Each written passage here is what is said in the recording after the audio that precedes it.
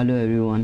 Hello. Welcome to the class once again. So today basic concept is about amino acid. We are going to start amino acid. So what is amino acid? अगर सीधी सीधी बात कहा जाए आपसे, जो amino acid है वो organic molecule है, ठीक है, जो कि क्या बनाता है, प्रोटीन बनाता है। क्या बनाता है हमारा? प्रोटीन। कह सकते हैं ये प्रोटीन का मोनोमर है। क्या है? मोनोमर। ठीक है, किसका मोनोमर है? ये प्रोटीन का मोनोमर है, इसको हम ये कह सकते हैं। ठीक है, अब जैसे कि इसके वर्ड से पता चल रहा है अमाइनो एसिड, ठीक है, तो अमाइनो से पता चलता है इसमें एक अमाइन ग्रुप होगा, ठीक है, और एक एसिड ग्रुप होगा। ठीक है, तो ऐसा मॉलिक्यूल जिसमें अमाइन ग्रुप भी हो, ठीक है, और एसिड ग्रुप भी हो, ऐसे को बोलते हैं हम क्या? Amino acid.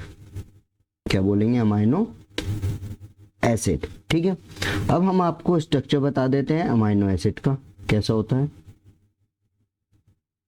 ठीक है, एक्चुअली अमाइनो एसिड का जो स्ट्रक्चर होता है वो दो टाइप का होता है। ठीक है, एक होता है डी अमाइनो एसिड, एक होता है एल। डी क्या होता है? Dextro laboratory, dextro laboratory. ठीक है, एल क्या होता है? लिबोरोटेटरी।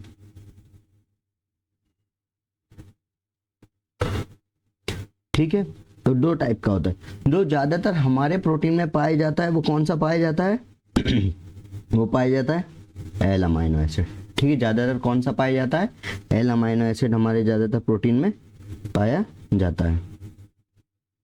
ठीक है, अब देख लेते हैं हम स्ट्रक्चर कैसा होता है। जिस भी अमाइनो एसिड का जो स्ट्रक्चर होता है वो सिंपल, अगर हम इसका जो बेसिक स्ट्रक्चर बना है वो कुछ इस टाइप का होता है। बेसिक, अगर हम इसका कुछ बेसिक स्ट्रक्चर बताए तो बेसिक ऐसा होता है NH3 carbon hydrogen CO minus और एक R चेन। ठीक है, जो अमाइनो एसिड में डिफरेंस आता है वो किसकी वजह से आता है? इस R चेन की वजह से आता है।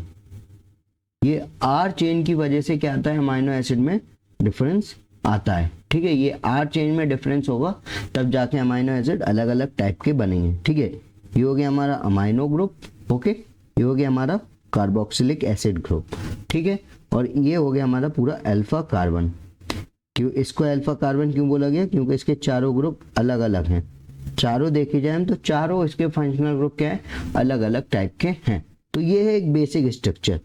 ठीक है, अगर मैं इस R चेन की जगह एक हाइड्रोजन जोड़ दूं, ठीक है, हाइड्रोजन जोड़ दिए, तो ये क्या बन जाएगा? ग्लाइसिन बन जाएगा। क्या बन जाएगा? ग्लाइसिन बन जाएगा। ठीक है, अब ऐसे बहुत सारे अमाइनो एसिड मिलके क्या बनाते हैं?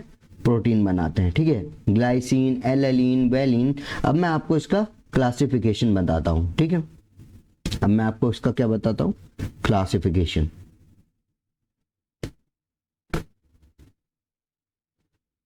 Classification of amino acid. ठीक है, अब मैं आपको बताता हूं classification of amino acid. Amino acid को बेसिकली हमने दो पार्ट में डिवाइड किया है। पहला पार्ट जो है वो है नॉन पोलार। ठीक है, दूसरा पार्ट पोलार अमाइनो एसिड। ठीक है, एक क्या हो गया हमारा? एक हो गया नॉन पोलार। ठीक है फ्रेंड्स, दूसरा क्या हो गया? पोलार हो गया। ठीक है, जो नॉन पोलार होता है वो कैसा होता है? जस्ट अ मिनट, ऐसा होता है हाइड्रोफोबिक होता है। कैसा होता है? हाइड्रोफोबिक। ठीक है, जो पोलार होता है वो कैसा होता है?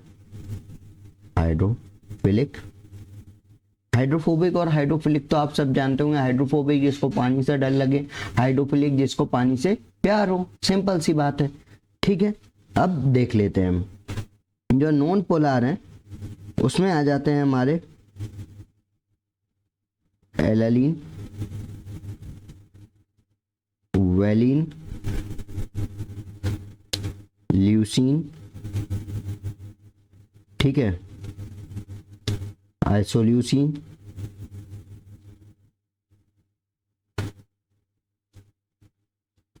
फिनाइलएलेनिन,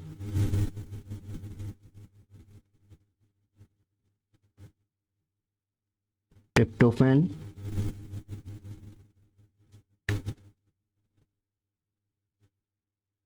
और मिथियोनिन, ठीक है। तो ये किस में आ जाते हैं हमारे, ये आ जाते हैं हमारे अपने नॉन पोलर हाइड्रोफोबिक जिसको हम बोलते हैं, ठीक है।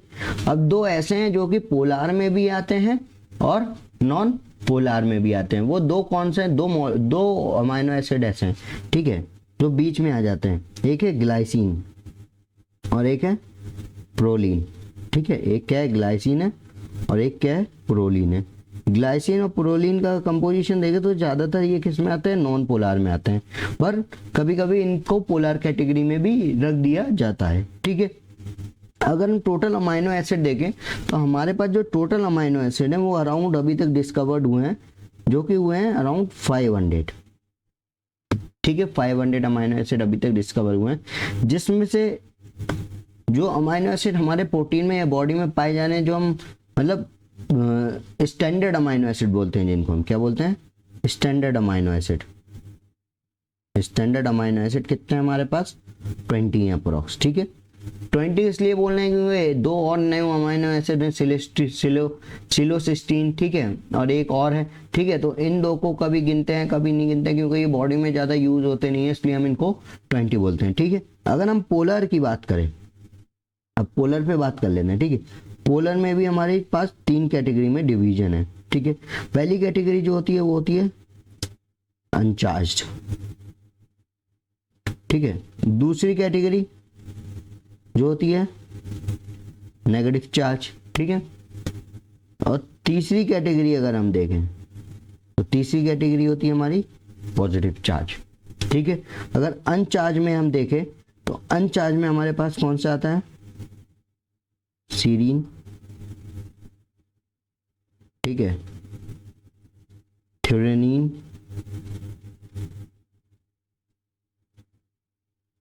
एस्पर्जिनिन, ठीक है, ग्लूटामीन, ठीक है, ग्लूटामीन हो गया, टायरोसिन,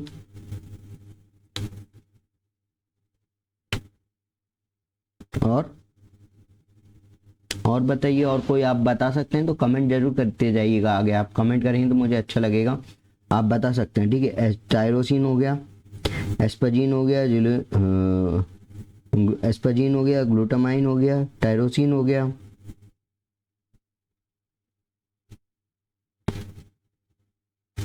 और सिस्टीन हो गया, ठीक है। ये कैसे हैं, अनचार्ज हैं, जिसपे कोई चार्ज नहीं है। अब नेगेटिव चार्ज देखी जाए तो वो कौन सा है हमारे, एस्पार्टेट और ग्लूटामेट है, ठीक है। इनको एसिडिक भी बोलते हैं, ठीक है। और अगर हम बेसिक देखा जाए तो बेसिक कौन से हमारे, हिस्टिडीन, ठीक है, अर्जिनिन और लाइसिन, ठीक है। तो ये हमारे बेसिक चार्ज वाले हैं, इस पे पॉजिटिव चार्ज भी है, और इसको हम बेसिक अमाइनो एसिड्स भी बोलते हैं, और इसको एसिडिक अमाइनो एसिड भी बोलते हैं, ठीक है।